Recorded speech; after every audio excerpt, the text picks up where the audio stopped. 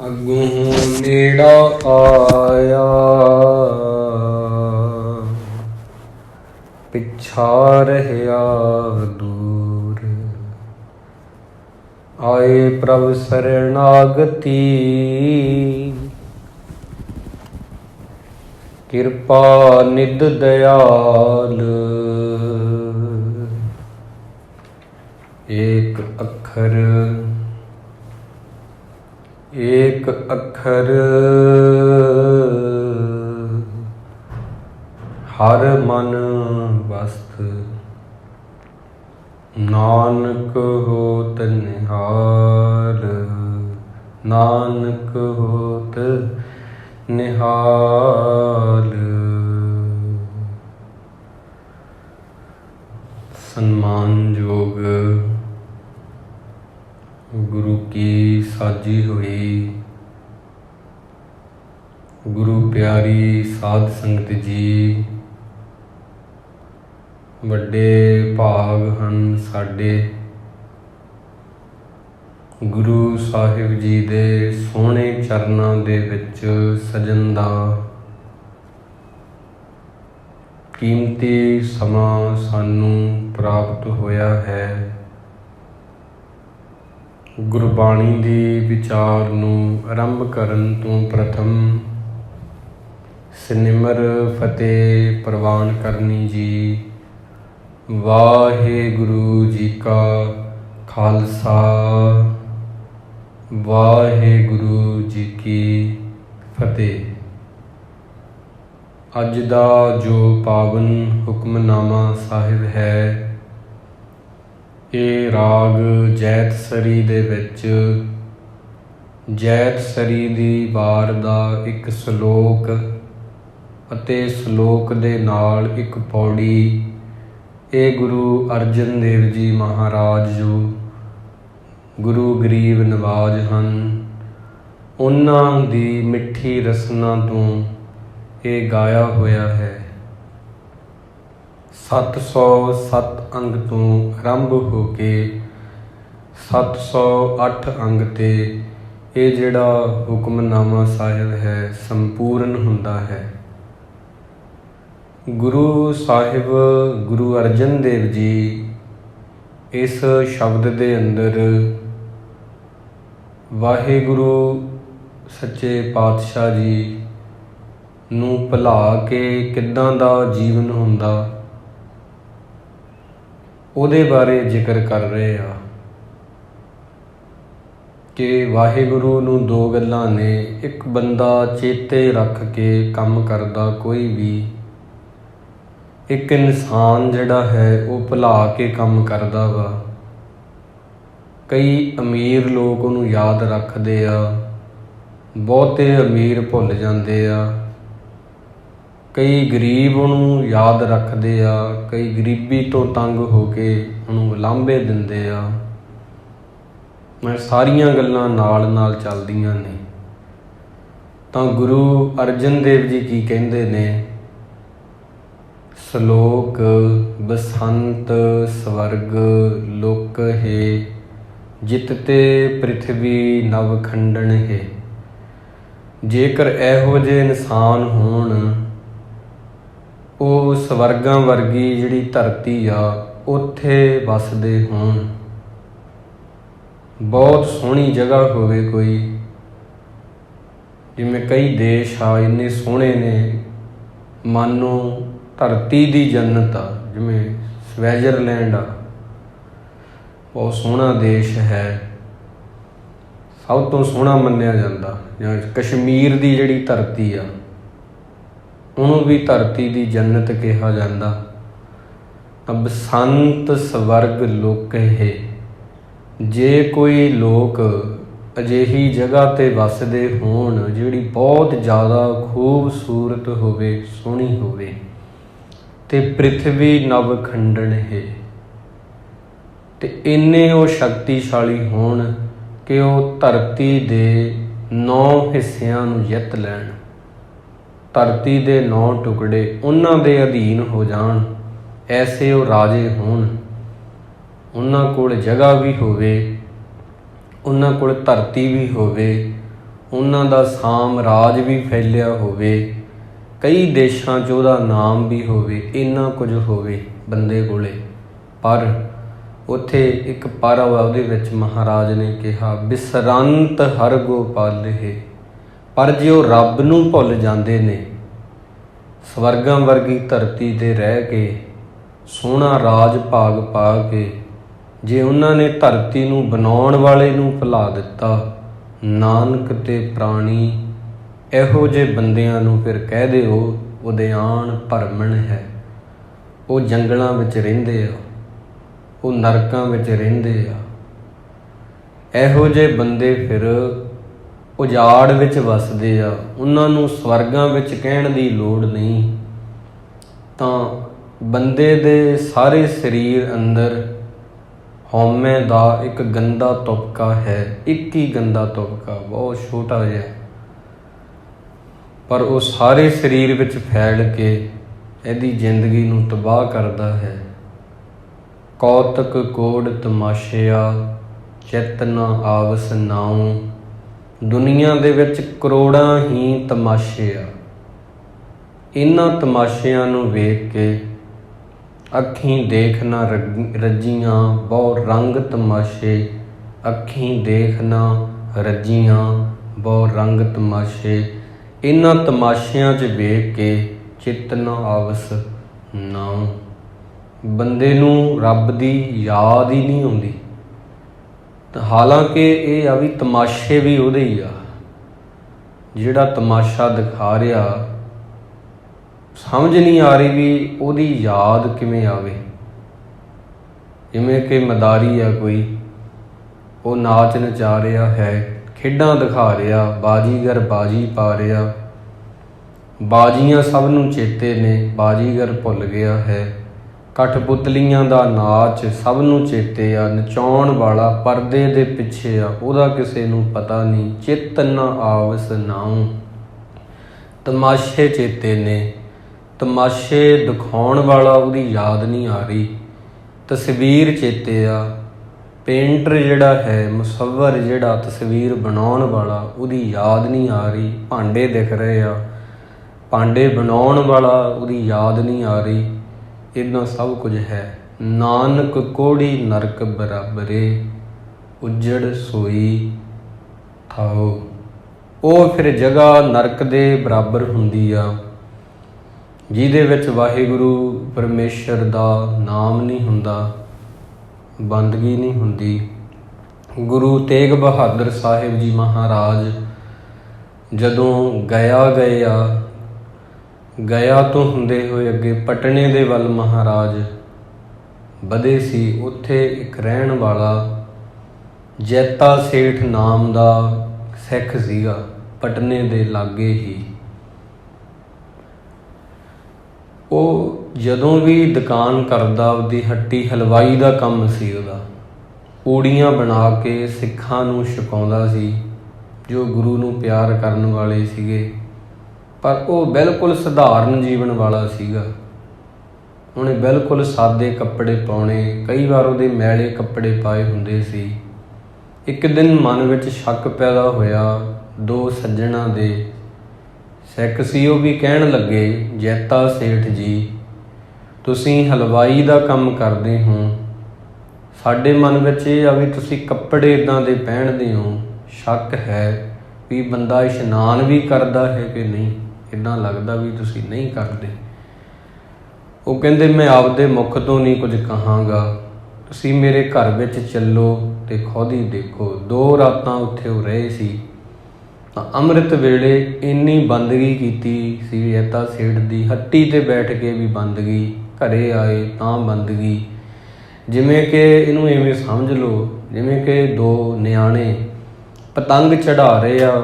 ਭਾਈ ਗੁਰਦਾਸ ਜੀ ਕਹਿੰਦੇ, ਭਗਤ ਨਾਮਦੇਵ ਜੀ ਕਹਿੰਦੇ ਆ, ਗੱਲਾਂ ਕਰੀ ਜਾਂਦੇ ਆ, ਨਾਲੇ ਉਹ ਪਤੰਗ ਚੜ੍ਹਾ ਰਹੇ ਅਸਮਾਨ ਦੇ ਵਿੱਚ, ਧਿਆਨ ਉਹਨਾਂ ਦਾ ਪਤੰਗ ਵਿੱਚ ਆ ਤੇ ਗੱਲਾਂ ਵੀ ਕਰੀ ਜਾਂਦੇ ਆ। ਜਿੱਦਾਂ ਕਿ ਕਿਸੇ ਔਰਤ ਨੇ ਸਿਰ ਦੇ ਉੱਪਰ ਘੜਾ, ਘੜੇ ਦੇ ਉੱਪਰ ਘੜਾ, ਘੜੇ ਦੇ ਉੱਪਰ ਘੜਾ। ਰਾਜਸਥਾਨ ਵਾਲੇ ਜ਼ਿਆਦਾ ਚੀਜ਼ਾਂ ਵਾ, ਉਹ ਬੀਬੀਆਂ ਇੱਦਾਂ ਚੁੱਕ ਲੈਂਦੀਆਂ ਨੇ ਘੜਿਆਂ ਨੂੰ। ਨਾਲੇ ਉਹ ਗੱਲਾਂ ਕਰਦੀਆਂ ਨੇ, ਨਾਲੇ ਧਿਆਨ ਉਹਨਾਂ ਦਾ ਘੜਿਆਂ 'ਚ ਹੀ ਆ ਵੀ ਕਿਤੇ ਡਿੱਗ ਨਾ ਪਵੇ। ਇਹ ਸਾਰੀਆਂ ਚੀਜ਼ਾਂ ਇਹ ਜੋ ਵੀ ਹਨ, ਇੱਦਾਂ ਬੰਦਗੀ ਸੀ ਉਹਨਾਂ ਦੀ। ਹੱਟੀ ਵੀ ਕਰਨੀ, ਦੁਕਾਨ ਵੀ ਕਰਨੀ ਆ, ਯਾਦ ਵੀ ਰੱਖਣਾ ਰੱਬ ਨੂੰ, ਭਾਂਡੇ ਵੀ ਧੋਣੇ ਆ ਪਰ ਅੰਦਰ ਰੱਬ ਦੀ ਯਾਦ ਆ, ਆਟਾ ਵੀ ਗੁੰਨਣਾ ਅੰਦਰ ਰੱਬ ਦੀ ਯਾਦ। ਤਾਂ ਕੰਮ ਹੱਥਾਂ ਨਾਲ ਕਰਨਾ, ਮਨ ਦੇ ਨਾਲ ਉਹਦੀ ਯਾਦ ਆਉਣੀ, ਇਹ ਬਹੁਤ ਵੱਡੀ ਬਖਸ਼ਿਸ਼ ਸੀ। ਜੈਤਾ ਸੇਠ ਨੂੰ ਇਹ ਮਿਲੀ ਸੀ। ਅਤੇ ਜਦੋਂ ਇਸ਼ਨਾਨ ਦਾ ਵੇਲਾ ਹੋਇਆ ਅਤੇ ਗੰਗਾ ਦਾ ਪਾਣੀ ਇੱਕ ਚਬੱਚੇ ਦੇ ਰੂਪ ਵਿੱਚ ਚੱਲ ਕੇ ਉਹਦੇ ਘਰੇ ਆਉਂਦਾ ਹੈ ਅਤੇ ਉਹਨੂੰ ਇਸ਼ਨਾਨ ਕਰਾ ਕੇ ਫਿਰ ਵਾਪਸ ਮੁੜ ਜਾਂਦਾ। ਇਹ ਸਭ ਅੱਖਾਂ ਨਾਲ ਤੱਕਿਆ ਸੀ ਦੋ ਸਿੱਖਾਂ ਨੇ। ਅਤੇ ਗੁਰੂ ਸਾਹਿਬ ਜੀ ਜਦੋਂ ਗੁਰੂ ਤੇਗ ਬਹਾਦਰ ਜੀ ਆਏ, ਉਹਨਾਂ ਨੇ ਸਾਰਾ ਹੀ ਪਟਨਾ ਸ਼ਹਿਰ ਵੱਡੀਆਂ ਦੁਕਾਨਾਂ ਛੱਡ ਕੇ, ਵੱਡੇ ਵੱਡੇ ਵਪਾਰੀ ਛੱਡ ਕੇ, ਸੋਹਣੇ ਮਕਾਨ ਛੱਡ ਕੇ ਇਹ ਜੈਤਾ ਸੇਠ ਦੇ ਘਰੇ ਹੀ ਆਉਣਾ ਕੀਤਾ। ਬਾਕੀ ਚੀਜ਼ਾਂ ਛੱਡਤੀਆਂ, ਸਾਰਾ ਪਿੰਡ ਛੱਡਤਾ, ਸਾਰਾ ਸ਼ਹਿਰ ਛੱਡਤਾ ਅਤੇ ਸਿੱਧੇ ਆ ਕੇ ਜੈਤਾ ਸੇਠ ਦੇ ਘਰੇ ਆਏ। ਉਹ ਜਿਹੜੀ ਪਿਆਰ ਦੀ ਖਿੱਚ ਸੀਗੀ, ਉਹਨਾਂ ਦੀ ਬੰਦਗੀ ਸੀ। ਫਿਰ ਉੱਥੇ ਪ੍ਰਸਿੱਧ ਹੋ ਗਈ ਗੱਲ ਕਿ ਜੈਤਾ ਸੇਠ ਦੀ ਤਾਂ ਕਮਾਈ ਬਹੁਤ ਜ਼ਿਆਦਾ ਵਾ, ਉਹ ਤਾਂ ਕਮਾਈ ਵਾਲੇ ਆ। ਇਹ ਸਾਰੀਆਂ ਗੱਲਾਂ ਆਪ ਜੀ ਜਾਣਦੇ ਹੋ। ਤਾਂ ਕਹਿਣ ਦਾ ਭਾਵ ਇੱਕ ਪੰਗਤੀ ਆ ਬਾਣੀ ਦੇ ਵਿੱਚ, ਵਕਤ ਵਿਚਾਰੇ ਸੋ ਬੰਦਾ ਹੋਏ। ਜਿਹੜਾ ਬੰਦਾ ਵਕਤ ਤੋਂ ਭਾਵ ਸਮਾਂ, ਸਮੇਂ ਦੀ ਕਦਰ ਨਹੀਂ ਕਰਦਾ, ਜਿਹੜਾ ਬੰਦਾ ਸਮੇਂ ਨੂੰ ਬਰਬਾਦ ਕਰਦਾ, ਸਮਾਂ ਉਹਨੂੰ ਬਰਬਾਦ ਕਰ ਦਿੰਦਾ ਹੈ। ਅਤੇ ਆਪਦੇ ਮਨ ਨੂੰ ਚਿੰਤਾ ਵਾਲੇ ਪਾਸੇ ਲਾਉਣਾ, ਚਿੰਤਾ ਕਰਨੀ, ਇਹ ਸਮੇਂ ਦੀ ਬਰਬਾਦੀ ਆ। ਜੇ ਤੁਸੀਂ ਚਿੰਤਾ ਕਰ ਰਹੇ ਹੋ ਕਿਸੇ ਗੱਲ ਦੀ ਤਾਂ ਇਹ ਗੱਲ ਸਾਫ਼ ਆ ਵੀ ਤੁਹਾਨੂੰ ਤੁਹਾਡੇ ਗੁਰੂ 'ਤੇ ਬਿਲਕੁਲ ਵੀ ਭਰੋਸਾ ਨਹੀਂ ਹੈਗਾ। ਜਿਹੜੇ ਤੁਹਾਨੂੰ ਕਹਿ ਰਹੇ ਆ ਵੀ ਚਿੰਤਾ ਨਾ ਕਰੋ, ਤੁਹਾਡੀ ਸਿਹਤ ਖਰਾਬ ਹੋ ਜਾਏਗੀ, ਚਿੰਤਾ ਨਾ ਕਰੋ, ਚਿਹਰੇ 'ਤੇ ਇੱਦਾਂ ਦਾਗ ਪੈ ਜਾਣਗੇ, ਉਹ ਅੰਦਰਲੀ ਚੀਜ਼ ਬਾਹਰ ਪ੍ਰਗਟ ਹੋ ਜੂਗੀ। ਤੁਸੀਂ ਚਿੰਤਾ ਕਰ ਰਹੇ ਹੋ ਤਾਂ ਤੁਹਾਨੂੰ 1% ਵੀ ਆਪਣੇ ਗੁਰੂ 'ਤੇ ਭਰੋਸਾ ਨਹੀਂ। ਤੁਸੀਂ ਆਪਦਾ ਸਮਾਂ ਸਭ ਤੋਂ ਕੀਮਤੀ ਆ ਸੰਗਤ ਜੀ, ਸਮਾਂ। ਤੁਸੀਂ ਆਪਦਾ ਸਮਾਂ ਉਹਨੂੰ ਚੇਤੇ ਕਰਨ ਦੀ ਬਜਾਏ ਚਿੰਤਾ ਦੇ ਵਿੱਚ ਲੰਘਾ ਰਹੇ ਹੋ ਤਾਂ ਇਹ ਨਰਕ ਭਰੀ ਜ਼ਿੰਦਗੀ ਬਣ ਜਾਂਦੀ ਆ। ਚਿੰਤਾ ਚਿਤਾ ਹੈ। ਮਹਾਂ ਭਿਆਨ ਉਦਿਆਨ ਨਗਰ ਕਰਮਾਨਿਆ। ਬੰਦੇ ਨੂੰ ਬਹੁਤ ਤਰ੍ਹਾਂ ਦੇ ਵਹਿਮ ਆ। ਰੱਸੀ ਨੂੰ ਸੱਪ ਸਮਝ ਲੈਂਦੇ ਆ। ਟ੍ਰੇਨ ਵਿੱਚ ਬੈਠੇ ਹੋਈਏ, ਦਰੱਖਤ ਇਉਂ ਲੱਗਦਾ ਵੀ ਭੱਜੇ ਜਾਂਦੇ ਆ। ਇਸ ਤਰ੍ਹਾਂ ਹਨੇਰੇ ਵਿੱਚ ਜਾਈਏ ਖੇਤਾਂ ਨੂੰ, ਦਰੱਖਤ ਇਨਸਾਨ ਲੱਗਦੇ ਆ, ਲਟੇਰੇ ਲੱਗਦੇ ਆ ਖੜ੍ਹੇ ਹੋਏ। ਸਭ ਕੁਝ ਬੰਦੇ ਨੂੰ ਬੜੇ ਵਹਿਮ ਨੇ। ਤਾਂ ਉਹਨਾਂ ਵਹਿਮਾਂ ਵਿੱਚੋਂ ਇੱਕ ਵਹਿਮ ਇਹ ਵੀ ਆ ਬੰਦੇ ਨੂੰ ਕਿ ਮੈਂ ਬਹੁਤ ਸਿਆਣਾ ਵਾਂ। ਇਹ ਇੱਕ ਸਭ ਤੋਂ ਵੱਡੀਆਂ ਉਹਦੀਆਂ ਮੂਰਖਤਾਈਆਂ ਨੇ। ਇੱਕ ਵੱਡਾ ਵਹਿਮ ਇਹ ਆ ਵੀ ਉਹ ਮਿੱਠੀਆਂ ਚੀਜ਼ਾਂ ਨੂੰ ਕੌੜਾ ਕਹਿੰਦਾ, ਕੌੜੀਆਂ ਚੀਜ਼ਾਂ ਨੇ ਉਹਨਾਂ ਨੂੰ ਮਿੱਠਾ ਕਹਿੰਦਾ ਹੈ। ਮਿੱਠੇ ਕੋ ਕੌੜਾ ਕਹੈ, ਕੜੂਏ ਕੋ ਮਿੱਠਾ। ਸਵਰਗ ਨੂੰ ਨਰਕ ਕਹਿੰਦਾ, ਨਰਕ ਨੂੰ ਸਵਰਗ। ਸ਼ਹਿਰ ਨੂੰ ਉਜਾੜ ਕਹਿੰਦਾ, ਉਜਾੜ ਨੂੰ ਸ਼ਹਿਰ ਕਹਿੰਦਾ ਵਾ। ਇਹ ਵਹਿਮ ਆ ਬੰਦੇ ਦਾ। ਝੂਠ ਸਮੱਗਰੀ ਪੇਖ ਸੱਚ ਕਰ ਜਾਣਿਆ। ਝੂਠ ਨੂੰ ਸੱਚ ਕਹਿੰਦਾ ਹੈ, ਸੱਚ ਨੂੰ ਬੰਦਾ ਝੂਠ ਕਹਿੰਦਾ ਹੈ। ਇਹ ਉਹਦੀ ਫਿਤਰਤ ਆ। ਤਾਂ ਇਹ ਸਾਰੀਆਂ ਚੀਜ਼ਾਂ ਜਿਹੜੀਆਂ ਨੇ ਉਹ ਹਉਮੈ ਦੇ ਵਿੱਚੋਂ ਨਿਕਲਦੀਆਂ ਨੇ। ਭਾਈ ਨੰਦ ਲਾਲ ਸਾਹਿਬ ਜੀ ਗੁਰੂ ਗੋਬਿੰਦ ਸਿੰਘ ਜੀ ਮਹਾਰਾਜ ਦੇ ਦਰਬਾਰ ਵਿੱਚ ਆਏ ਇੱਕ ਦਿਨ। ਬਹੁਤ ਸੋਹਣੀ ਗਾਥਾ ਉਹਨਾਂ ਦੀ। ਅਤੇ ਕਿਹਾ ਸੀ ਕਿ ਹਉਮੈ ਕੀ ਹੁੰਦੀ ਆ, ਸੰਗਤਾਂ ਨੂੰ ਦੱਸ ਦਿਓ ਨੰਦ ਲਾਲ ਜੀ। ਫਿਰ ਹਉਮੈ ਕੀ ਆ? ਕਹਿੰਦੇ ਹਉਮੈ ਜਿਹੜੀ ਆ, ਹੰਕਾਰ ਆ ਜਿਹੜਾ, ਇੱਕ ਬਹੁਤ ਹੀ ਤੁਪਕਾ ਹੈ ਪਰ ਲਿਬੜਿਆ ਹੋਇਆ, ਬਹੁਤ ਗੰਦਾ ਤੁਪਕਾ। ਇੱਕ ਤੁਪਕਾ ਕਿੱਡਾ ਕੁ ਹੁੰਦਾ? ਇੱਕ ਡਰੋਪ ਜਿਹਨੂੰ ਆਪਾਂ ਕਹਿੰਦੇ, ਅੱਖਾਂ 'ਚ ਪਾਉਣ ਵਾਲੀ ਦਵਾਈ, ਉਹਦੀ ਡਰੋਪ ਬਿਲਕੁਲ ਛੋਟੀ ਜਿਹੀ। ਹਉਮੈ ਨੂੰ ਬਸ ਇਵੇਂ ਸਮਝੋ, ਇੱਕ ਤੁਪਕਾ ਹੀ ਆ ਇਹ, ਬਹੁਤ ਗੰਦਾ ਤੁਪਕਾ। ਪਰ ਇਹ ਬੰਦੇ ਦੇ ਸਾਰੇ ਸਰੀਰ 'ਚ ਫੈਲ ਜਾਂਦਾ। ਇੰਨੀ ਇਹਦੇ 'ਚ ਸ਼ਕਤੀ ਆ, ਉਹਦੇ ਵਿੱਚ ਇੰਨਾ ਜ਼ੋਰ ਆ।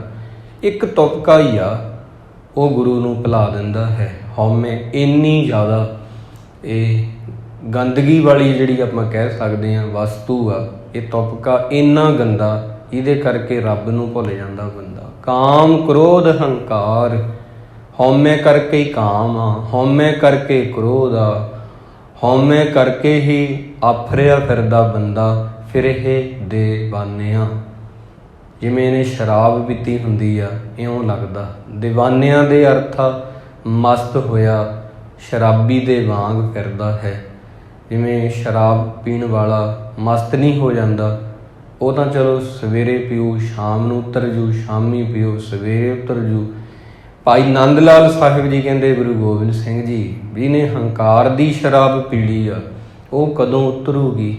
ਜਦੋਂ ਤੁਹਾਡੇ ਦੀਦਾਰ ਆ ਕੇ ਕਰੂਗਾ ਉਹ, ਜਦੋਂ ਤੁਹਾਡੀ ਬਾਣੀ ਨੂੰ ਪੜ੍ਹੂਗਾ ਉਹ। ਜਾਂ ਸਿਰ ਲੱਗਾ ਜਮ ਡੰਡ ਤਾਂ ਪਛਤਾਨੇ ਆ, ਜਦੋਂ ਆਖਰੀ ਸਾਹਾਂ 'ਤੇ ਹੋਇਆ ਉਦੋਂ ਫਿਰ ਜਦੋਂ ਜਮ ਦਾ ਡੰਡ ਵੱਜਿਆ ਸਿਰ ਦੇ ਵਿੱਚ, ਫਿਰ ਪਛਤਾਵੇਂਗਾ ਮੂੜਿਆ, ਫਿਰ ਪਛਤਾਵੇਂਗਾ ਮੂੜਿਆ। ਪਰ ਉਦੋਂ ਕੁਝ ਹੋ ਨਹੀਂ ਸਕਦਾ ਹੈਗਾ। ਉਦੋਂ ਫਿਰ ਬੂਹੇ 'ਤੇ ਦਰਵਾਜ਼ੇ 'ਤੇ ਅੱਗ ਲੱਗ ਜਾਂਦੀ ਆ। ਲਾਗੀ ਮੰਦਰ ਦੁਆਰ 'ਤੇ ਅਵਕਿਆ ਕਾਢਿਆ ਜਾਏ, ਫਿਰ ਨਹੀਂ ਕੁਝ ਹੋ ਸਕਦਾ ਹੈਗਾ। ਜੇ ਘਰ ਦੇ ਦਰਵਾਜ਼ੇ 'ਤੇ ਹੀ ਅੱਗ ਲੱਗ ਜੇ ਤੇ ਫਿਰ ਉਹ ਵਿਚਲੀਆਂ ਚੀਜ਼ਾਂ ਕਿਵੇਂ ਬਚਣਗੀਆਂ? ਫਿਰ ਨਹੀਂ ਉਹ ਵੇਲਾ ਨਹੀਂ ਹੱਥ ਆਉਂਦਾ। ਬਿਨ ਪੂਰੇ ਗੁਰਦੇਵ ਫਿਰੈ ਸ਼ੈਤਾਨਿਆ। ਪੂਰੇ ਗੁਰੂ ਤੋਂ ਬਿਨਾਂ ਬੰਦਾ ਸ਼ੈਤਾਨ ਹੈ। ਪੂਰੇ ਗੁਰੂ ਤੋਂ ਬਿਨਾਂ ਬੰਦਾ ਇਨਸਾਨ ਨਹੀਂ ਬਣ ਸਕਦਾ ਜੀ। ਤਾਂ ਵਕਤ ਵਿਚਾਰੇ ਸੋ ਬੰਦਾ ਹੋਏ। ਪ੍ਰਿੰਸੀਪਲ ਗੰਗਾ ਸਿੰਘ ਜੀ ਦੀ ਇੱਕ ਕਿਤਾਬ ਹੈ, ਜਦੋਂ ਕਿਸੇ ਨੇ ਵੀ ਕਥਾਵਾਚਕ ਦੀ ਇਹ ਡਿਊਟੀ ਨਿਭਾਉਣੀ ਹੁੰਦੀ ਆ ਤਾਂ ਉਹ ਜ਼ਰੂਰ ਪੜ੍ਹਦਾ ਹੈ। ਬਹੁਤ ਸਿਆਣੇ ਆ ਪ੍ਰਿੰਸੀਪਲ ਗੰਗਾ ਸਿੰਘ ਜੀ। ਕਿਤਾਬ ਦਾ ਨਾਮ ਆ ਜਨਤਾ ਵਿੱਚ ਕਿਵੇਂ ਬੋਲੀਏ। ਕਿਤਾਬ ਦਾ ਨਾਮ ਹੈ ਜਨਤਾ ਵਿੱਚ ਕਿਵੇਂ ਬੋਲੀਏ। ਬਹੁਤ ਕਿਤਾਬ ਵੀ ਵਿਕੀ ਸੀਗੀ, ਵਿਦਵਾਨਾਂ ਨੇ ਖਰੀਦ ਕੇ ਬੜੀ ਪੜ੍ਹੀ ਇਹ ਕਿਤਾਬ। ਉਹਦੇ ਵਿੱਚ ਜਿਹੜੀ ਪਹਿਲੀ ਗੱਲ ਆ, ਸਭ ਤੋਂ ਪਹਿਲੀ ਗੱਲ ਦੱਸੀ ਆ, ਉਹ ਕਹਿੰਦੇ ਜੇ ਤੁਸੀਂ ਚੰਗੇ ਬੁਲਾਰੇ ਬਣਨਾ ਚਾਹੁੰਦੇ ਹੋ ਤਾਂ ਤੁਹਾਨੂੰ ਵਕਤ ਪਤਾ ਹੋਣਾ ਚਾਹੀਦਾ ਵੀ ਕਿੰਨਾ ਸਮਾਂ ਮੈਂ ਬੋਲਣਾ ਵਾ।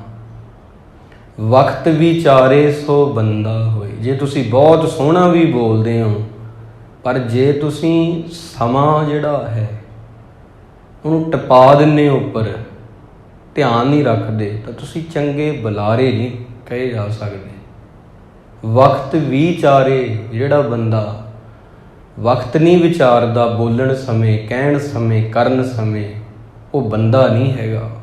ਉਹ ਵੀ ਵਕਤ ਦੀ ਕਦਰ ਕਰਨੀ ਬੰਦਿਆਂ ਨੂੰ ਹੀ ਆਉਂਦੀ ਆ।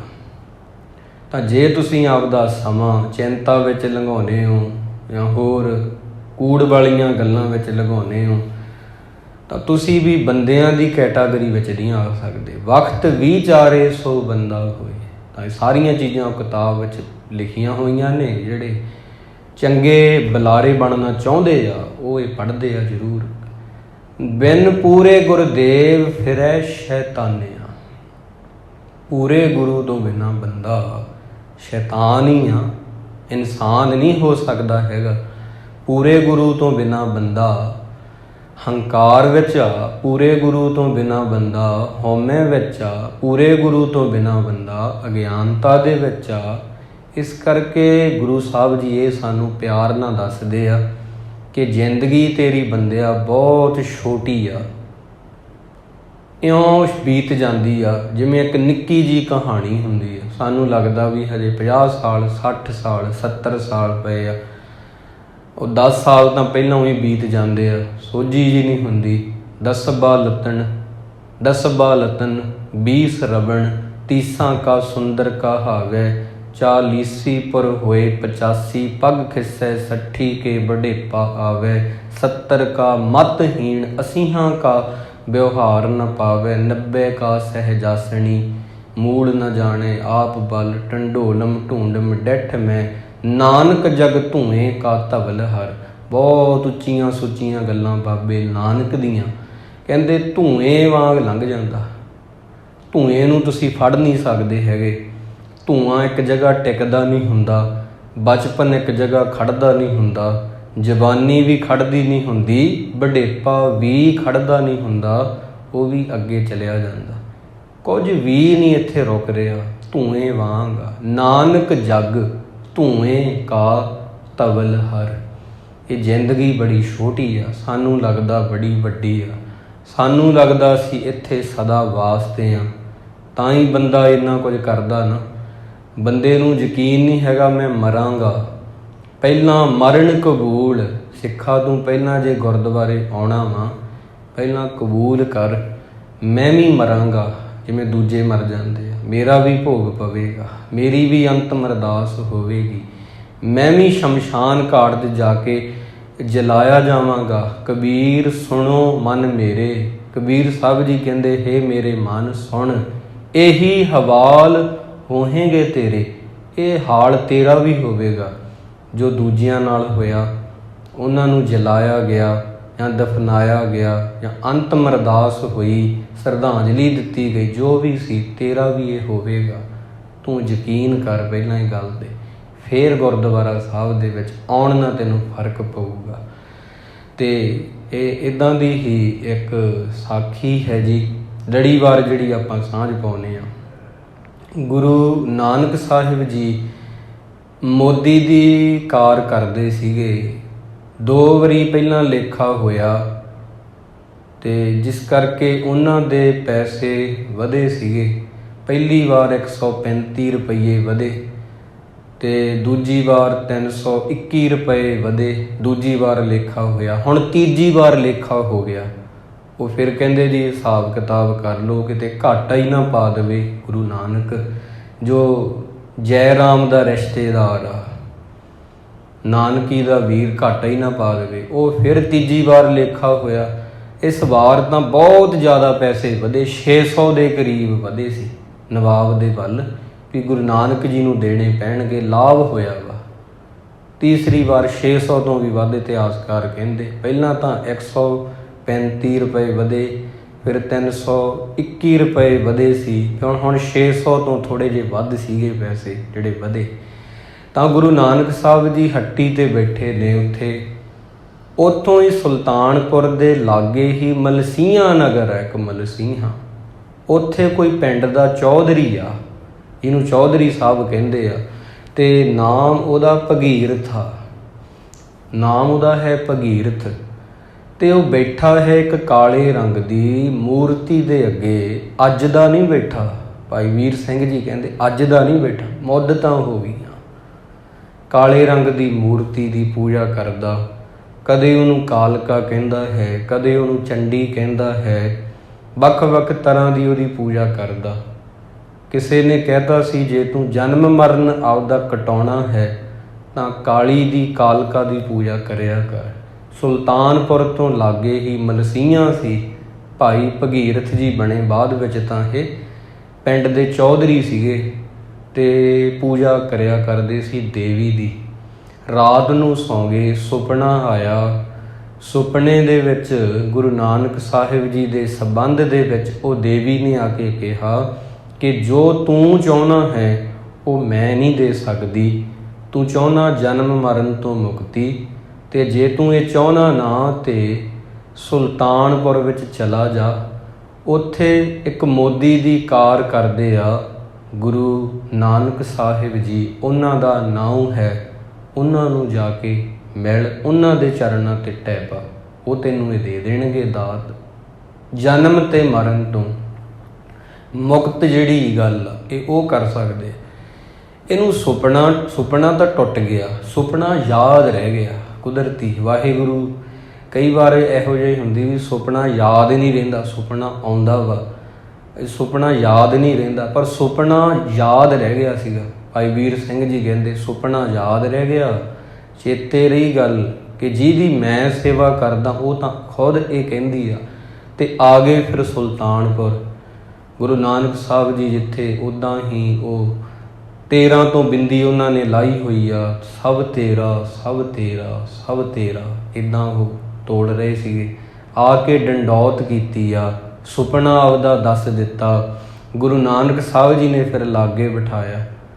ਕਹਿੰਦੇ ਫਿਰ ਉਹਦੇ ਲਈ ਸਮਾਂ ਵਿਚਾਰਨਾ ਪਵੇਗਾ। ਜੇ ਚਾਹੁੰਦੇ ਹੋ ਜਨਮ ਮਰਨ ਤੋਂ ਮੁਕਤੀ, ਤੇ ਉਹਦੇ ਲਈ ਤਾਂ ਫਿਰ ਮਿੱਠਾ ਬੋਲਣਾ ਪਵੇਗਾ ਸਭ ਦੇ ਨਾਲ। ਜਾਏ ਪੁੱਛੋ ਸੁਹਾਗਣੀ, ਤੁਸੀਂ ਰਾਵਿਆ ਕਿੰਨੀ ਗੁਣੀ। ਜਾ ਕੇ ਉਹਨਾਂ ਨੂੰ ਪੁੱਛੋ ਸੰਤਾਂ ਨੂੰ, ਤੁਸੀਂ ਰੱਬ ਨੂੰ ਕਿਵੇਂ ਮਿਲ ਗਈਆਂ ਸੀਗੀਆਂ। ਉਹ ਕਹਿੰਦੀਆਂ ਸਹਿਜ ਸੰਤੋਖ ਸਿਗਾਰੀਆ, ਮਿੱਠਾ ਬੋਲਣੀ ਪਿਰਰੀ ਸਾਲੂ ਤਾਂ ਮਿਲੈ, ਜਾਂ ਗੁਰ ਕਾ ਸ਼ਬਦ ਸੁਣੀ। ਇੱਕ ਤਾਂ ਅਸੀਂ ਗੁਰੂ ਦਾ ਸ਼ਬਦ ਸੁਣਦੀਆਂ ਸੀਗੀਆਂ ਉਹ ਰੂਹਾਂ, ਦੂਜਾ ਅਸੀਂ ਵੱਡਿਆਂ ਦਾ ਸਤਿਕਾਰ ਕੀਤਾ ਵਾ, ਤੀਜੀ ਗੱਲ ਅਸੀਂ ਮਿੱਠਾ ਸਭ ਨਾਲ ਬੋਲੀਆਂ ਵਾ, ਅਤੇ ਅਸੀਂ ਸਹਿਜ ਨਾਲ ਜੀਵਨ ਬਤੀਤ ਕੀਤਾ ਵਾ, ਕਾਹਲ ਨਹੀਂ ਕੀਤੀ ਹੈਗੀ। ਇਹ ਗੱਲਾਂ ਫਿਰ ਭਗੀਰਥ ਨੂੰ ਦੱਸੀਆਂ ਨੇ। ਭਾਈ ਭਗੀਰਥ ਜੀ ਨੂੰ ਆਖਿਆ ਸੰਗਤ ਵਿੱਚ ਆਇਆ ਕਰੋ। ਬੇਈ ਨਦੀ 'ਤੇ ਅਸੀਂ ਇਸ਼ਨਾਨ ਕਰਨ ਜਾਂਦੇ ਹਾਂ, ਸੰਗਤ ਉੱਥੇ ਜੁੜਦੀ ਆ, ਤੁਸੀਂ ਵੀ ਆ ਜਾਇਆ ਕਰੋ। ਇਸ ਕਰਕੇ ਸਾਧੂ ਸੰਤਾਂ ਦੀ ਸੇਵਾ ਵਿੱਚ ਲੱਗ ਜਾਵੋ। ਜੋ ਹੈ ਕਮਾਈ ਤੁਹਾਡੀ, ਪਿੰਡ ਦੇ ਚੌਧਰੀ ਹੋ, ਉਹ ਸਾਰਾ ਹੰਕਾਰ ਛੱਡ ਕੇ ਨੀਵੇਂ ਹੋ ਜਾਵੋ। ਸਾਰਿਆਂ ਲਈ ਇੱਕੋ ਤਰੀਕੇ ਦੇ ਨਾਲ ਉੱਚਾ ਨੀਵਾਂ ਨਹੀਂ, ਸਹੀ ਫੈਸਲਾ ਕਰਿਆ ਕਰੋ। ਇੱਦਾਂ ਤੁਹਾਡੇ 'ਤੇ ਕਿਰਪਾ ਹੋ ਜੂਗੀ। ਸਹੀ ਪੱਖ ਦੇ ਕੇ ਸਹੀ ਗੱਲ ਕਰੋ, ਸੰਗਤ ਵਿੱਚ ਜੁੜ ਜੋ, ਕੀਰਤਨ ਸੁਣਿਆ ਕਰੋ, ਮਿੱਠਾ ਬੋਲਿਆ ਕਰੋ, ਨਿੰਮ ਕੇ ਚੱਲਿਆ ਕਰੋ ਜੀ। ਇਹ ਸਾਰੀਆਂ ਗੱਲਾਂ ਭਾਈ ਭਗੀਰਥ ਨੂੰ ਦੱਸੀਆਂ ਸੀਗੀਆਂ। ਉਹਨਾਂ ਮੰਨ ਲੀਆਂ, ਰੋਜ਼ ਆਉਣ ਲੱਗ ਗਏ। ਫਿਰ ਉਹ ਕਾਲਕਾ ਦੀ ਸੇਵਾ ਉਹਨਾਂ ਛੱਡਤੀ ਆ। ਉਹ ਕਈ ਸਾਲਾਂ ਦੇ ਜਿਹੜੇ ਪੂਜਾ ਕਰਦੇ ਸੀ ਕਾਲੀ ਦੀ, ਜਿਹਨੂੰ ਕਹਿੰਦੇ ਨੇ ਕਈ ਨਾਮ ਆ ਉਹਦੇ, ਜਿਹਨੂੰ ਸ਼ੰਭ ਨੂੰ ਮਾਰਿਆ ਸੀ, ਜਿਹਨੇ ਬੇਲ ਸਬੇਲ ਦੈਂਤ ਨੂੰ ਜਿਹਨੇ ਮਾਰਿਆ ਸੀ, ਜਿਹਦੇ ਬੜੇ ਹੱਥ ਮੰਨੇ ਜਾਂਦੇ ਆ, ਇੰਨੇ ਨਾਮ ਲੈ ਕੇ ਪੂਜਾ ਕਰਦਾ ਸੀ। ਫਿਰ ਇਹਨਾਂ ਛੱਡ ਦਿੱਤੀ ਆ। ਫਿਰ ਕੀਰਤਨ ਸੁਣਨ ਆਉਣ ਲੱਗੇ ਉੱਥੇ। ਫਿਰ ਬੇਈ ਨਦੀ 'ਤੇ ਗੁਰੂ ਨਾਨਕ ਜੀ ਕੋਲੇ ਤਾਂ ਭਗੀਰਥ ਜੀ ਜਿਹੜੇ ਪਿੰਡ ਦੇ ਚੌਧਰੀ ਸੀਗੇ ਉਹ ਸਿੱਖ ਬਣੇ। ਫਿਰ ਇੱਦਾਂ ਪਹਿਲਾਂ ਫਿਰ ਉਹ ਕਹਿੰਦੇ ਵੀ ਭੁੱਲੇ ਹੋਏ ਸੀਗੇ, ਜਿਹਦੇ ਕਰਕੇ ਗੁਰੂ ਸਾਹਿਬ ਨੇ, ਗੁਰੂ ਨਾਨਕ ਜੀ ਨੇ ਕਿਰਪਾ ਕੀਤੀ। ਬਾਅਦ ਵਿੱਚ ਤਾਂ ਹੁਣ ਆਪ ਜੀ ਲੜੀਵਾਰ ਸੁਣੋਗੇ ਵੀ ਇਹਨਾਂ ਨੇ ਕੀ ਮਹਾਰਾਜ ਲਈ ਕੀਤਾ ਵਾ। ਬਹੁਤ ਇਹਨਾਂ 'ਤੇ ਕਿਰਪਾ ਹੋ ਗਈ ਸੀਗੀ ਭਗੀਰਥ ਜੀ ਦੇ, ਗੁਰੂ ਦੇ ਸਿੱਖ ਬਣ ਗਏ ਸੀ। ਤਾਂ ਕਹਿਣ ਦਾ ਭਾਵ ਬਸ ਇਹੀ ਆ ਵੀ ਜਦੋਂ ਤੁਸੀਂ ਆਪਦੇ ਸਮੇਂ, ਜਿਹੜਾ ਸਮਾਂ ਮਿਲਿਆ ਵਾ, ਸਭ ਤੋਂ ਕੀਮਤੀ ਕੀ ਆ ਇਹ ਸੋਚ ਕੇ ਦੇਖੋ। ਸਭ ਤੋਂ ਕੀਮਤੀ ਸਮਾਂ ਵਾ। ਸਮਾਂ, ਜੇ ਸਮਾਂ ਜਿਹਨੇ ਬਰਬਾਦ ਕੀਤਾ, ਸਮੇਂ ਨੇ ਉਹਨੂੰ ਬਰਬਾਦ ਕੀਤਾ ਵਾ। ਜਿਹੜਾ ਸਮੇਂ ਦੇ ਵਿੱਚ ਵਰਤੋਂ ਨਹੀਂ ਕਰਦਾ, ਸਹੀ ਗੱਲਾਂ ਦੀ, ਗੁਣਾਂ ਦੀ ਸਾਂਝ ਨਹੀਂ ਕਰਦਾ, ਔਗਣਾਂ ਨਾਲ ਸਾਂਝ ਕਰਦਾ, ਉਹ ਬੰਦਾ ਤਬਾਹ ਹੋ ਜਾਂਦਾ ਹੈ। ਬਸ ਇਹ ਗੱਲ ਤੁਸੀਂ ਦਿਲ 'ਚ ਲਿਖ ਲਵੋ। ਵਕਤ ਵਿਚਾਰੇ ਸੋ ਬੰਦਾ ਹੋਏ। ਜਿਹੜਾ ਬੰਦਾ ਸਮੇਂ ਦੀ ਕਦਰ ਨਹੀਂ ਕਰਦਾ ਉਹ ਬੰਦਾ ਨਹੀਂ ਹੈਗਾ।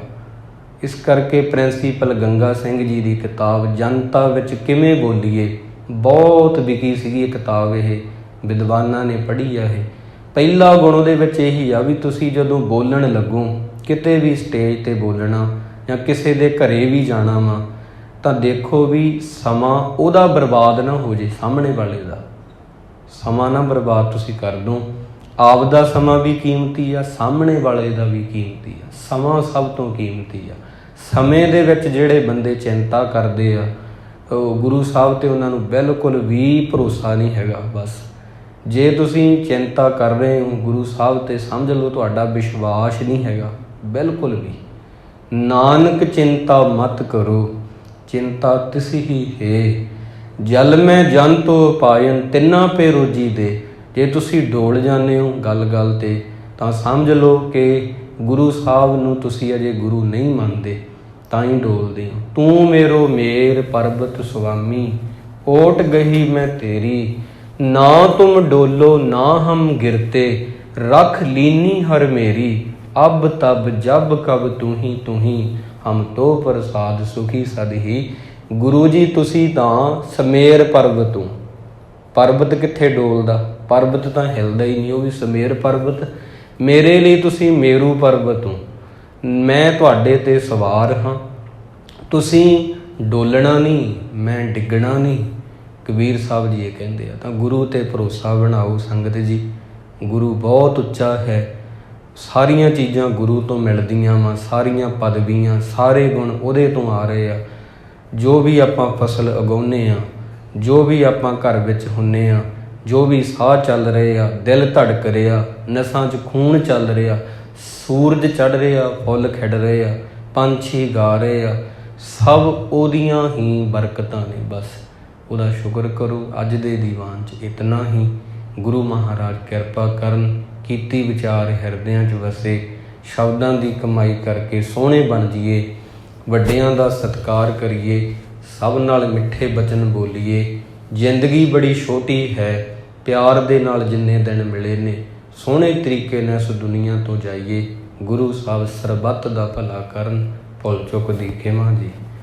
ਵਾਹਿਗੁਰੂ।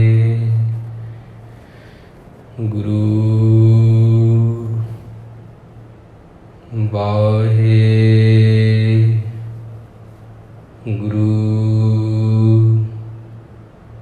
ਵਾਹਿਗੁਰੂ।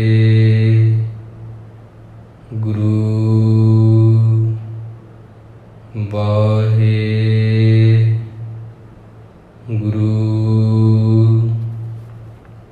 ਵਾਹਿਗੁਰੂ। ਵਾਹਿਗੁਰੂ। ਵਾਹਿਗੁਰੂ।